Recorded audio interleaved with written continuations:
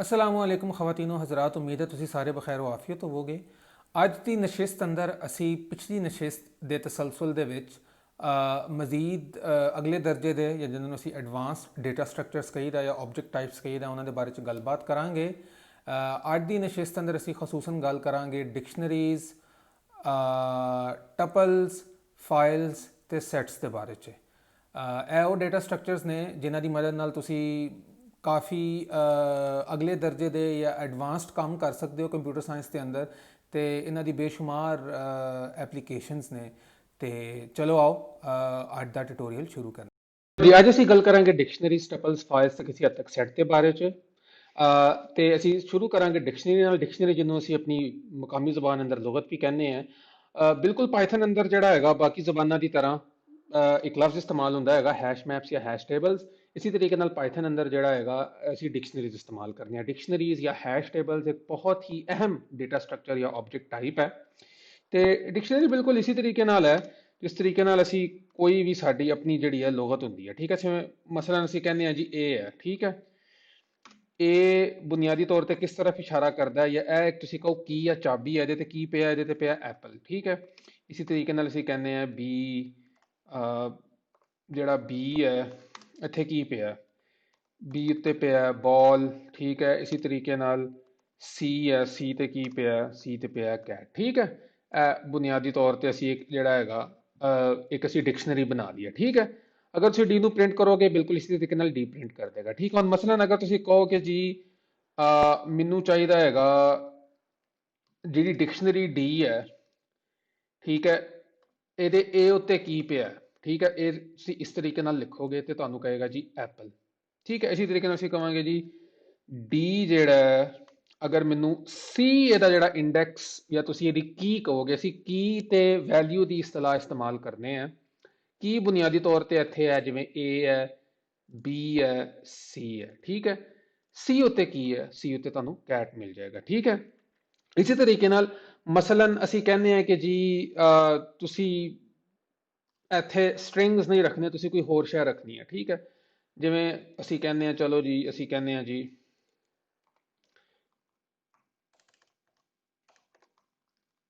बुनियादी तौर पर असी कहने हैं कि जी ए बुनियादी तौर पर किस किस्म की डिक्शनरीज है जिहदे अंदर जिहड़ियां इहदियां कीज ने वो स्ट्रिंग्स ने, ते जिहड़ियां वैल्यूज ने या जिहड़ियां इहदियां जिहड़ी वो चाबी दे बिल मुकाबल जिहड़ी कीमत पई होई हैगी असी कहांगे वो नंबर ने, ठीक है।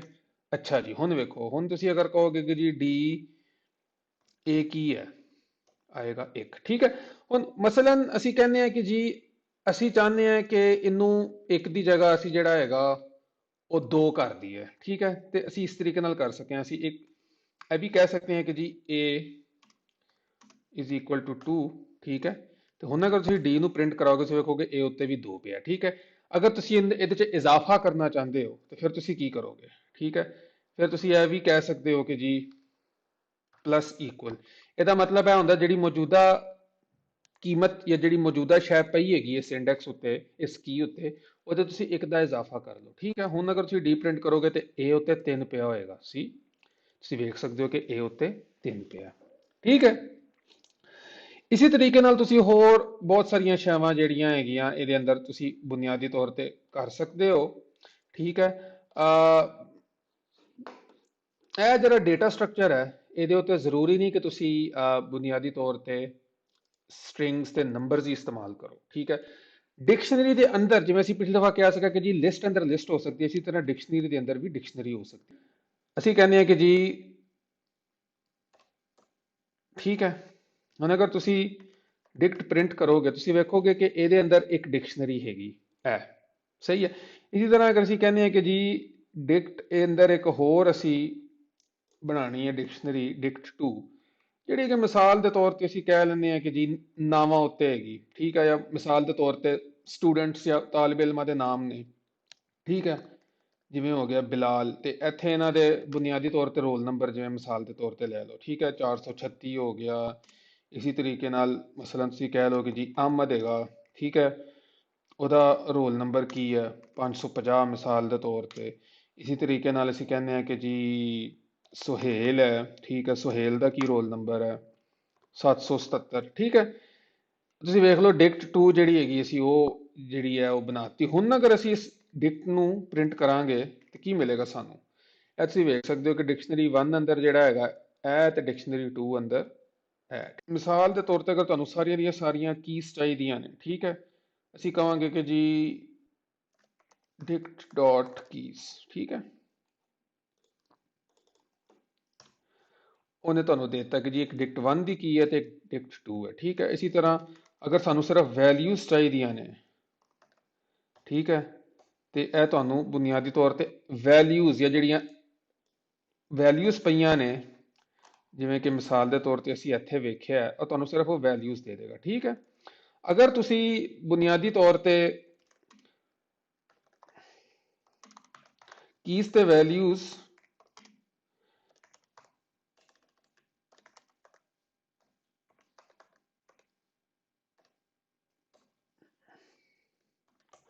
ਦੋਵੇਂ ਅਗਰ ਤੁਹਾਨੂੰ ਚਾਹੀਦੀਆਂ ਨੇ, ਠੀਕ ਹੈ, ਤਾਂ ਤੁਸੀਂ ਕੁਝ ਇਸ ਤਰੀਕੇ ਦਾ ਕਰ ਸਕਦੇ ਹੋ, ਠੀਕ ਹੈ। ਇਹ ਬੁਨਿਆਦੀ ਤੌਰ ਤੇ ਤੁਸੀਂ ਵੇਖ ਸਕਦੇ ਹੋ ਕਿ ਇਸ ਤਰੀਕੇ ਨਾਲ ਤੁਸੀਂ ਪੂਰੀ ਦੀ ਪੂਰੀ ਡਿਕਸ਼ਨਰੀ ਨੂੰ ਇਟਰੇਟ ਜਾਂ ਯਾਨੀ ਕਿ ਵਾਰੀ-ਵਾਰੀ ਤੁਸੀਂ ਉਹਦੇ ਉੱਤੋਂ ਜਾ ਸਕਦੇ ਹੋ। ਇਸ ਬਾਰੇ 'ਚ ਅਸੀਂ ਗੱਲ ਬਾਅਦ 'ਚ ਕਰਾਂਗੇ, ਕਿਉਂਕਿ ਇਹ ਫੋਰ ਲੂਪਸ ਜਾਂ ਲੂਪਿੰਗ ਸਟਰਕਚਰਸ ਦੇ ਅੰਦਰ ਇਹ ਸ਼ੈ ਆਉਂਦੀ ਹੈ, ਲੇਕਿਨ ਸਿਰਫ ਤੁਹਾਨੂੰ ਇੱਕ ਜਿਹੜੀ ਹੈ ਮਿਸਾਲ ਦੇਣ ਦੀ ਕੋਸ਼ਿਸ਼ ਕੀਤੀ। ਅਗਰ ਮਿਸਾਲ ਦੇ ਤੌਰ ਤੇ ਅਸੀਂ ਕਹਾਂਗੇ ਕਿ ਜੀ ਡਿਕਟ ਅੰਦਰ ਡਿਕਟ 1 ਮੌਜੂਦ ਹੈ, ਤੇ ਬਿਲਕੁਲ ਮੌਜੂਦ ਹੈ। ਇਸੇ ਤਰ੍ਹਾਂ ਇਹਦੇ ਅੰਦਰ ਡਿਕਟ 3 ਮੌਜੂਦ ਹੈ, ਨਹੀਂ ਮੌਜੂਦ, ਠੀਕ ਹੈ। ਇਹ ਤੁਸੀਂ ਕਿਸ ਤਰੀਕੇ ਨਾਲ ਚੈੱਕ ਕਰ ਸਕਦੇ ਹੋ? ਤੁਸੀਂ ਚੈੱਕ ਕਰ ਸਕਦੇ ਹੋ ਕਿ ਮਿਸਾਲ ਦੇ ਤੌਰ ਤੇ ਅਗਰ ਮੈਂ ਕਹਾਂ ਕਿ ਜੀ ਡਿਕਟ 3 ਇਨ ਡਿਕਟ, ਠੀਕ ਹੈ, ਫਾਲਸ ਮਤਲਬ ਗਲਤ ਹੈ, ਇਹ ਮੌਜੂਦ ਨਹੀਂ ਹੈ। ਲੇਕਿਨ ਅਗਰ ਮੈਂ ਕਹਾਂ ਕਿ ਜੀ ਡਿਕਟ 1 ਇਨ ਡਿਕਟ ਟਰੂ, ਇਹਦਾ ਮਤਲਬ ਹੈ ਇਹਦੇ ਅੰਦਰ ਮੌਜੂਦ ਹੈ।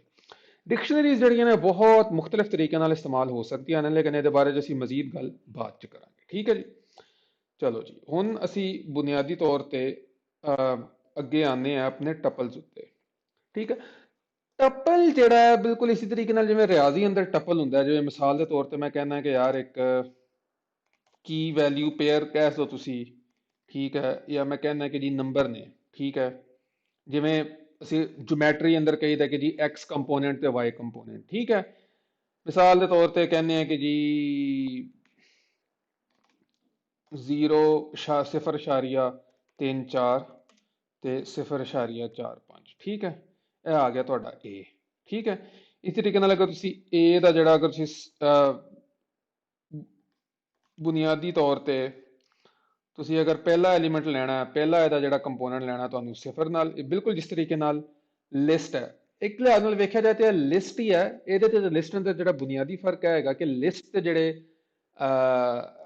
ਜਿਹੜੇ ਅਨਾਸਰ ਨੇ ਤੁਸੀਂ ਉਹਨਾਂ ਨੂੰ ਤਬਦੀਲ ਕਰ ਸਕਦੇ ਹੋ, ਠੀਕ ਹੈ। ਜਿਵੇਂ ਮਿਸਾਲ ਦੇ ਤੌਰ ਤੇ ਮੈਂ ਕਹਿੰਦਾ ਕਿ ਜੀ, ਠੀਕ ਹੈ, ਇਹ ਮੈਂ ਇੱਕ ਲਿਸਟ ਬਣਾਈ ਹੈ A, ਠੀਕ ਹੈ। A ਮੈਂ ਕਹਿੰਦਾ 0 1, ਠੀਕ ਹੈ। ਅਗਰ ਮੈਂ ਕਹਾਂ ਕਿ ਜੀ ਇਹਨੂੰ ਮੈਂ ਇੱਕ ਦੀ ਜਗ੍ਹਾ 777 ਕਰਨਾ ਚਾਹਾਂਗਾ, ਠੀਕ ਹੈ। ਹੁਣ ਮੈਂ ਅਗਰ A ਨੂੰ ਪ੍ਰਿੰਟ ਕਰਾਵਾਂ ਤੇ ਵੇਖੋ ਉਹਨੇ ਬੁਨਿਆਦੀ ਤੌਰ ਤੇ ਲਿਸਟ ਨੂੰ ਤਬਦੀਲ ਕਰ ਦਿੱਤਾ, ਠੀਕ ਹੈ। ਲੇਕਿਨ ਅਗਰ ਵਾਪਸ ਜਾਈਏ ਅਸੀਂ ਆਪਣੇ ਇਹਦੇ ਉੱਤੇ, ਠੀਕ ਹੈ, ਸਹੀ ਹੈ। ਤੇ ਹੁਣ ਮੈਂ ਕਹਾਂ ਕਿ ਜੀ A ਜਿਹੜਾ 0 ਹੈ ਉਹ ਅਗਰ ਮੈਂ ਤੁਸੀਂ 77 ਕਰ ਦੋ, ਤੇ ਇਹ ਕਹੇਗਾ ਕਿ ਜੀ ਇਹਨੂੰ ਤੁਸੀਂ ਤਬਦੀਲ ਨਹੀਂ ਕਰ ਸਕਦੇ। ਇੱਕ ਵਾਰੀ ਜਦੋਂ ਤੁਸੀਂ ਬਣਾਤਾ ਤੇ ਫਿਰ ਇਸੇ ਤਰੀਕੇ ਦਾ ਹੀ ਰਹੇਗਾ, ਠੀਕ ਹੈ। ਬਾਕੀ ਸਾਰੇ ਇਹਦੇ ਉੱਤੇ ਜਿੰਨੇ ਵੀ ਆਪਰੇਸ਼ਨਸ ਨੇ ਉਹ ਬਿਲਕੁਲ ਉਸੇ ਤਰੀਕੇ ਨਾਲ ਹੁੰਦੇ ਨੇ ਜਿਸ ਤਰੀਕੇ ਨਾਲ ਤੁਸੀਂ ਬੁਨਿਆਦੀ ਤੌਰ ਤੇ ਬਾਕੀ ਸਾਰੀਆਂ ਸ਼ੈਵਾਂ ਕਰਦੇ ਹੋ ਇੱਕ ਲਿਸਟ ਅੰਦਰ, ਠੀਕ ਹੈ। ਅੱਗੇ ਅਸੀਂ ਆਉਂਦੇ ਹਾਂ ਜੀ ਫਾਈਲਸ ਉੱਤੇ, ਠੀਕ ਹੈ। ਫਾਈਲਸ ਜਿਹੜੀਆਂ ਨੇ ਉਹ ਬਿਲਕੁਲ ਇਸੇ ਤਰੀਕੇ ਨਾਲ ਜਿਵੇਂ ਬੁਨਿਆਦੀ ਤੌਰ ਤੇ ਕੰਪਿਊਟਰ ਅੰਦਰ ਮੁਖਤਲਿਫ ਕਿਸਮ ਦੀਆਂ ਫਾਈਲਸ ਹੁੰਦੀਆਂ ਨੇ, ਠੀਕ ਹੈ। ਫਾਈਲ ਜਿਹੜੀ ਹੈ ਕਿਸ ਤਰੀਕੇ ਨਾਲ ਤੁਸੀਂ ਲਿਖ ਸਕਦੇ ਹੋ, ਠੀਕ ਹੈ। ਮਿਸਾਲ ਦੇ ਤੌਰ ਤੇ ਮੈਂ ਕਹਿੰਦਾ ਕਿ ਜੀ F is equal to open. ਇਹਦੇ ਬਾਰੇ ਤੇ ਜ਼ਿਆਦਾ ਫਿਲਹਾਲ ਪਰੇਸ਼ਾਨ ਹੋਣ ਦੀ ਜ਼ਰੂਰਤ ਨਹੀਂ ਹੈ, ਲੇਕਿਨ ਮੈਂ ਸਿਰਫ ਤੁਹਾਨੂੰ ਦੱਸ ਰਿਹਾ ਕਿ ਕਿਸ ਤਰੀਕੇ ਨਾਲ ਫਾਈਲਾਂ ਜਿਹੜੀਆਂ ਨੇ ਬਣਾਈਆਂ ਜਾ ਸਕਦੀਆਂ ਨੇ। ਬੁਨਿਆਦੀ ਤੌਰ ਤੇ ਅਸੀਂ ਕਹਿ ਰਹੇ ਹਾਂ ਕਿ ਜੀ ਇੱਕ data.txt ਤੁਸੀਂ ਫਾਈਲ ਬਣਾਓ ਜਿਹੜੀ ਤੁਹਾਡੀ ਮੌਜੂਦਾ ਡਾਇਰੈਕਟਰੀ ਹੈ, ਠੀਕ ਹੈ, ਸਹੀ ਹੈ, ਉਹ ਤੁਸੀਂ ਬਣਾ ਲਓ, ਠੀਕ ਹੈ। ਹੁਣ F ਜਿਹੜਾ ਹੈਗਾ ਇੱਕ ਬੁਨਿਆਦੀ ਤੌਰ ਤੇ ਫਾਈਲ ਆਬਜੈਕਟ ਬਣ ਗਿਆ, ਠੀਕ ਹੈ। ਹੁਣ ਅਗਰ ਤੁਸੀਂ ਇਹਦੇ ਅੰਦਰ ਕੁਝ ਲਿਖਣਾ ਚਾਹੋ ਮਿਸਾਲ ਦੇ ਤੌਰ ਤੇ ਕਹਿ ਸਕਦੇ ਹੋ ਜੀ x ਡਾਟ ਰਾਈਟ। ਮਿਸਾਲ ਦੇ ਤੌਰ ਤੇ ਅਸੀਂ ਕਹਿ ਲੈਂਦੇ ਹਾਂ ਜੀ ਸਲਾਮ ਸੱਜਣ, ਠੀਕ ਹੈ। ਜਾਂ ਚਲੋ ਇਹਨੂੰ ਥੋੜਾ ਬਹੁਤਾ ਅਸੀਂ ਜਿਹੜਾ ਹੈਗਾ ਉਹ, ਅਗਰ ਅਸੀਂ ਉਰਦੂ ਅੰਦਰ ਆਈਏ ਤੇ ਅਸੀਂ ਇਹਨੂੰ ਕਹਿ ਸਕਦੇ ਹਾਂ ਕਿ ਜੀ ਸਲਾਮ ਸੱਜਣ, ਠੀਕ ਹੈ। ਇਹ ਇਹਦੇ ਅੰਦਰ ਆ ਗਿਆ। ਹੁਣ ਤੁਸੀਂ ਕਹੋਗੇ ਕਿ ਜੀ ਇਹਨੂੰ ਹੁਣ ਤੁਸੀਂ ਕਰ ਦਿਓ ਬੰਦ, ਠੀਕ ਹੈ। ਇਹਦੇ ਅੰਦਰ ਮੈਂ ਜੋ ਲਿਖਣਾ ਸੀਗਾ ਉਹ ਮੈਂ ਲਿਖ ਦਿੱਤਾ ਹੈ। ਐਫ ਜਿਹੜੀ ਮੇਰੀ ਫਾਈਲ ਹੈ ਇਹਨੂੰ ਹੁਣ ਮੈਂ ਬੰਦ ਕਰ ਦੇਵਾਂਗਾ, ਠੀਕ ਹੈ ਜੀ। ਐਫ ਦੀ ਜਿਹੜੀ ਤੁਹਾਡੀ ਫਾਈਲ ਹੈਗੀ ਇਹ ਹੋ ਗਈ ਹੈ ਬੰਦ, ਸਹੀ ਹੈ। ਹੁਣ ਅਗਰ ਤੁਸੀਂ ਇਹਨੂੰ ਹੀ ਖੋਲਣਾ ਹੈ ਤੇ ਤੁਸੀਂ ਹੁਣ ਬੁਨਿਆਦੀ ਤੌਰ ਤੇ ਇਹਨੂੰ ਕਿਸ ਤਰੀਕੇ ਨਾਲ ਖੋਲੋਗੇ, ਠੀਕ ਹੈ। ਹੁਣ ਤੁਸੀਂ ਕਹੋਗੇ ਕਿ ਜੀ ਦੁਬਾਰਾ ਉਹੀ ਬਿਲਕੁਲ statement f is equal to open ਤੇ data.txt, ਲੇਕਿਨ w ਦਾ ਮਤਲਬ ਹੈਗਾ ਕਿ ਅਸੀਂ ਇਹਦੇ ਅੰਦਰ ਕੁਝ ਲਿਖਣਾ ਚਾਹ ਰਹੇ ਹਾਂ, ਠੀਕ ਹੈ। ਅਸੀਂ ਇਹਨੂੰ ਬੁਨਿਆਦੀ ਤੌਰ ਤੇ ਰਾਈਟ ਮੋਡ ਅੰਦਰ ਖੋਲ ਰਹੇ ਹਾਂ ਫਾਈਲ ਨੂੰ, ਨਵੀਂ ਫਾਈਲ ਅਸੀਂ ਬਣਾਈ ਹੈ, ਠੀਕ ਹੈ। ਲੇਕਿਨ ਹੁਣ ਚੂੰਕਿ ਅਸੀਂ ਇਹਦੇ ਚ ਮਜ਼ੀਦ ਲਿਖਣਾ ਨਹੀਂ ਚਾਹ ਰਹੇ, ਅਸੀਂ ਸਿਰਫ ਇਹਨੂੰ ਖੋਲਣਾ ਚਾਹ ਰਹੇ ਹਾਂ, ਠੀਕ ਹੈ। ਤੇ ਅਸੀਂ ਕਹਾਂਗੇ ਕਿ ਜੀ f ਇਜ਼ ਇਕੁਅਲ ਟੂ, ਠੀਕ ਹੈ, ਇਹਦੇ ਅੰਦਰ ਜਿੰਨਾ ਵੀ ਜੋ ਕੁਝ ਵੀ ਇਹਦੇ ਅੰਦਰ ਲਿਖਿਆ ਗਿਆ ਤੁਸੀਂ ਇਹਨੂੰ ਇਸ ਤਰੀਕੇ ਨਾਲ ਪੜ੍ਹ ਸਕਦੇ ਹੋ ਕਿ ਰੀਡ ਲਾਈਨਸ, ਸਾਰੀਆਂ ਦੀਆਂ ਸਾਰੀਆਂ ਜਿਹੜੀਆਂ, ਜਾਂ ਤੁਸੀਂ ਸਿੰਪਲ ਅਗਰ ਇਹਨੂੰ ਰੀਡ ਵੀ ਕਹਿ ਦੋਗੇ ਤੇ ਇਹ ਬੁਨਿਆਦੀ ਤੌਰ ਤੇ ਤੁਹਾਨੂੰ ਸਾਰੇ ਦਾ ਸਾਰਾ ਇਹਦੇ ਅੰਦਰ, ਹੁਣ ਅਗਰ ਅਸੀਂ ਕਹਾਂਗੇ ਕਿ ਜੀ ਟੈਕਸਟ ਲਿਖੋ ਤੇ ਉਹਨੇ ਸਲਾਮ ਸੱਜਣ ਲਿਖ ਦਿੱਤਾ, ਠੀਕ ਹੈ। ਇਸੇ ਤਰੀਕੇ ਨਾਲ ਅਸੀਂ ਕਹਿੰਦੇ ਹਾਂ ਕਿ ਜੀ ਅੱਛਾ, ਜਦੋਂ ਕਦੀ ਵੀ ਤੁਸੀਂ W ਦੇ ਨਾਲ ਕਿਸੇ ਫਾਈਲ ਨੂੰ ਖੋਲੋਗੇ, ਉਹ ਬੁਨਿਆਦੀ ਤੌਰ ਤੇ ਉਹਦੇ ਅੰਦਰ ਜੋ ਕੁਝ ਪਹਿਲਾਂ ਤੋਂ ਮੌਜੂਦ ਹੈਗਾ ਉਹਨੂੰ ਸਾਰੇ ਨੂੰ ਡਿਲੀਟ ਕਰ ਦੇਗਾ, ਖਤਮ ਕਰ ਦੇਗਾ ਤੇ ਨਵੇਂ ਸਿਰੇ ਤੋਂ ਲਿਖੇਗਾ। ਅਗਰ ਤੁਸੀਂ ਇਹ ਨਹੀਂ ਚਾਹੁੰਦੇ, ਅਗਰ ਤੁਸੀਂ ਚਾਹੁੰਦੇ ਹੋ ਕਿ ਜੀ ਅਸੀਂ ਬੁਨਿਆਦੀ ਤੌਰ ਤੇ ਫਾਈਲ ਨੂੰ ਖੋਲੀਏ, ਉਹਦੇ ਅੰਦਰ ਮਜ਼ੀਦ ਇਜ਼ਾਫਾ ਕਰ ਦਈਏ, ਠੀਕ ਹੈ ਨਾ, ਜਿਵੇਂ ਅਸੀਂ ਕਹਿੰਦੇ ਹਾਂ ਕਿ ਜੀ ਉਹਨੂੰ ਐਡਿਟ ਕਰ ਦਈਏ, ਫਿਰ ਕਿਸ ਤਰੀਕੇ ਨਾਲ ਕਰੋਗੇ? ਤੁਸੀਂ ਕਹੋਗੇ ਜੀ ਮੈਨੂੰ ਫਾਈਲ ਖੋਲ ਕੇ ਦਿਓ ਆਈ ਵਾਲੀ ਤੁਸੀਂ, ਠੀਕ ਹੈ। ਲੇਕਿਨ ਇਹ ਦਾ ਮਤਲਬ ਹੁੰਦਾ ਅਪੈਂਡ ਕਰਨਾ, ਜਿਸ ਤਰ੍ਹਾਂ ਅਸੀਂ ਫਾਈਲ, ਜਿਸ ਤਰ੍ਹਾਂ ਅਸੀਂ ਲਿਸਟਸ ਅੰਦਰ ਵੇਖਿਆ ਕਿ ਜੀ ਅਸੀਂ ਕਿਸੇ ਸ਼ੈ ਨੂੰ ਅਪੈਂਡ ਕਰੀਦਾ, ਇਸੇ ਤਰੀਕੇ ਨਾਲ ਇੱਥੇ ਵੀ ਅਸੀਂ ਇਹਨੂੰ ਅਪੈਂਡ ਕਰ ਰਹੇ ਹਾਂ, ਇਹਦੇ ਚ ਮਜ਼ੀਦ ਇਜ਼ਾਫਾ ਕਰ ਰਹੇ ਹਾਂ, ਠੀਕ ਹੈ ਜੀ। ਫਾਈਲ ਹੋ ਗਈ ਓਪਨ। ਹੁਣ ਅਗਰ ਮੈਂ ਕਹਾਂ ਕਿ ਜੀ ਫਾਈਲ ਡਾਟ ਰਾਈਟ ਤੇ ਇੱਥੇ ਮੈਂ ਲਿਖ ਦੇਵਾਂ ਕਿ ਜੀ ਕੀ ਹਾਲ ਹੈ, ਠੀਕ ਹੈ, ਕੀ ਹਾਲ ਹੈ, ਸਹੀ ਹੈ, ਠੀਕ ਹੈ। ਇਹ ਇਹਨੇ ਬੁਨਿਆਦੀ ਤੌਰ ਅੰਦਰ ਇਹਦੇ ਅੰਦਰ ਲਿਖ ਦਿੱਤਾ ਹੈ।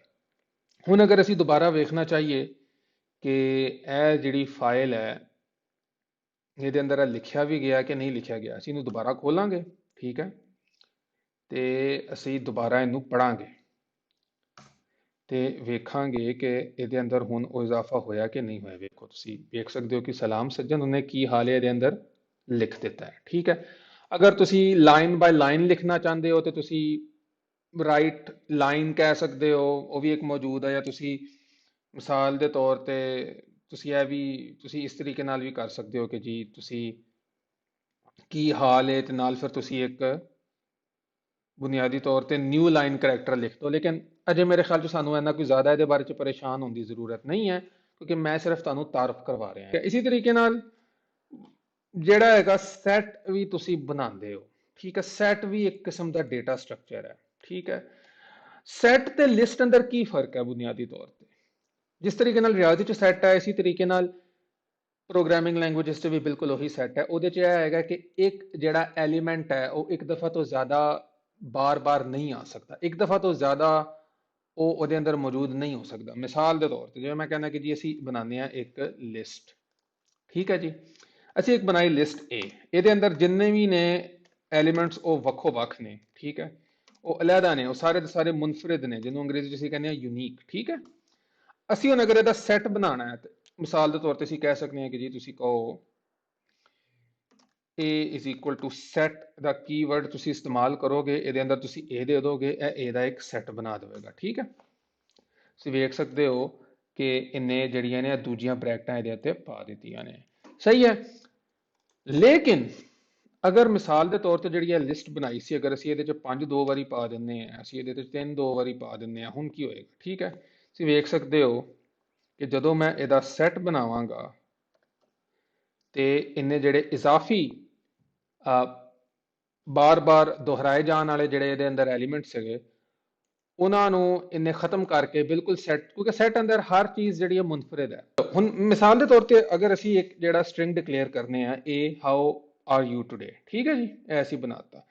ਅਗਰ ਅਸੀਂ ਇਹਦੇ ਇਨਫਰਾਦੀ ਹਰੂਫ ਲੈਣਾ ਚਾਹੀਏ ਤਾਂ ਸਾਨੂੰ ਇਸ ਨੂੰ ਦੁਬਾਰਾ ਇੱਕ ਲਿਸਟ ਅੰਦਰ ਪਾਣਾ ਪਏਗਾ, ਜਿਹਦੇ ਨਾਲ ਸਾਨੂੰ ਇਹਦੇ ਸਾਰੇ ਇਨਫਰਾਦੀ ਹਰੂਫ ਮਿਲ ਜਾਣਗੇ, ਠੀਕ ਹੈ ਜੀ। ਤੁਸੀਂ ਵੇਖ ਸਕਦੇ ਹੋ ਕਿ ਇਹ ਅੰਦਰ ਜਿਹੜਾ ਹੈਗਾ ਕਾਫੀ ਜ਼ਿਆਦਾ ਹਰੂਫ ਮੌਜੂਦ ਨੇ, ਸਹੀ ਹੈ।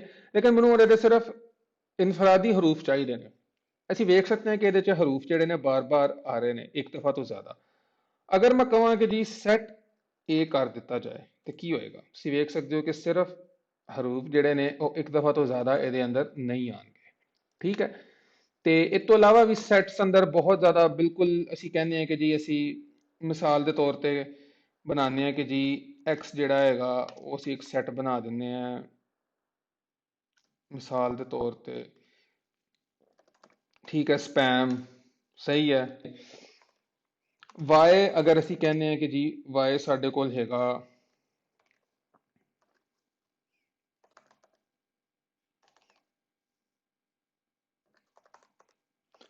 ਮੈਚੋਰਸ, ਮਿਸਾਲ ਦੇ ਤੌਰ ਤੇ, ਠੀਕ ਹੈ। ਹੁਣ ਅਗਰ ਅਸੀਂ ਕਹੀਏ ਕਿ ਜੀ ਸਾਨੂੰ x ਐਂਡ y ਦਿੱਤਾ ਜਾਏ ਤੇ ਸਿਰਫ ਉਹ ਹਰੂਫ ਜਿਹੜੇ ਦੋਵੇਂ x ਤੇ y ਅੰਦਰ ਮੁਸ਼ਤਰਕ ਨੇ ਉਹ ਆਣਗੇ। ਅਗਰ ਅਸੀਂ x ਔਰ y ਕਵਾਂਗੇ ਤੇ ਸਾਨੂੰ ਸਾਰੇ ਦੇ ਸਾਰੇ ਉਹ ਹਰੂਫ ਜਿਹੜੇ ਦੋਵਾਂ ਅੰਦਰ ਮੌਜੂਦ ਨੇ। ਇਸੇ ਤਰੀਕੇ ਨਾਲ ਅਗਰ ਤੁਸੀਂ x ਮਨਫੀ y ਕਰੋਗੇ ਤੇ ਤੁਹਾਨੂੰ ਸਿਰਫ ਉਹ ਹਰੂਫ ਮਿਲਣਗੇ ਜਿਹੜੇ x 'ਚ ਨੇ ਲੇਕਿਨ y 'ਚ ਨਹੀਂ ਨੇ। ਇਸੇ ਤਰ੍ਹਾਂ ਅਗਰ ਤੁਸੀਂ y ਮਨਫੀ x ਕਰੋਗੇ ਤੇ ਉਹ ਹਰੂਫ ਮਿਲਣਗੇ ਜਿਹੜੇ y 'ਚ ਨੇ ਜਿਹੜੇ x 'ਚ ਨਹੀਂ ਨੇ। ਇਸੇ ਤਰੀਕੇ ਨਾਲ ਹੋਰ ਬਹੁਤ ਸਾਰੀਆਂ ਸ਼ੈਵਾਂ ਤੁਸੀਂ ਬੁਨਿਆਦੀ ਤੌਰ ਤੇ ਕਰ ਸਕਦੇ ਹੋ ਸੈਟਸ ਦੇ ਨਾਲ। ਤੇ ਮੇਰੇ ਖਿਆਲ 'ਚ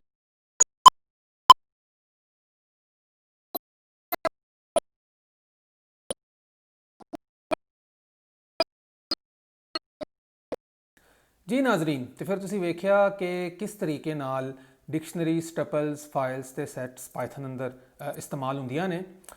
ਇਸ ਨਸ਼ਿਸਤ ਦੇ ਨਾਲ ਜਿਹੜੇ ਬੁਨਿਆਦੀ ਡੇਟਾ ਸਟਰਕਚਰਸ ਜਾਂ ਆਬਜੈਕਟ ਟਾਈਪਸ ਨੇ ਅਸੀਂ ਉਹਨਾਂ ਦਾ ਇਹਾਤਾ ਕਰ ਲਿਆ ਤੇ ਇਨਸ਼ਾਅੱਲਾ ਆਉਣ ਵਾਲੇ ਅਸਬਾਕ ਤੇ ਨਸ਼ਿਸਤਾਂ ਦੇ ਅੰਦਰ ਅਸੀਂ ਹੁਣ ਕੰਪਿਊਟਰ ਸਾਇੰਸ ਤੇ ਪ੍ਰੋਗਰਾਮਿੰਗ ਦੇ ਅੰਦਰ ਜਿਹੜੀਆਂ ਮਜ਼ੀਦ ਸ਼ੈਵਾਂ ਨੇ ਜਿਨ੍ਹਾਂ ਨਾਲ ਅਮਲੀ ਤੌਰ ਤੇ ਅਸੀਂ ਐਪਲੀਕੇਸ਼ਨਸ, ਵੈਬਸਾਈਟਸ ਤੇ ਦੀਗਰ ਕਿਸਮ ਦੀਆਂ ਸ਼ੈਵਾਂ ਬਣਾਈ ਦੀਆਂ ਨੇ ਉਹਨਾਂ ਦੇ ਬਾਰੇ 'ਚ ਗੁਫ਼ਤਗੂ ਕਰਾਂਗੇ। ਤੇ ਇਨਸ਼ਾਅੱਲਾ ਅਗਲੀ ਨਸ਼ਿਸਤ ਦੇ ਅੰਦਰ ਤੁਹਾਡੇ ਨਾਲ ਮੁਲਾਕਾਤ ਹੋਏਗੀ ਤੇ ਤਦ ਤੱਕ ਕੇ लिए खुदा हाफिज़।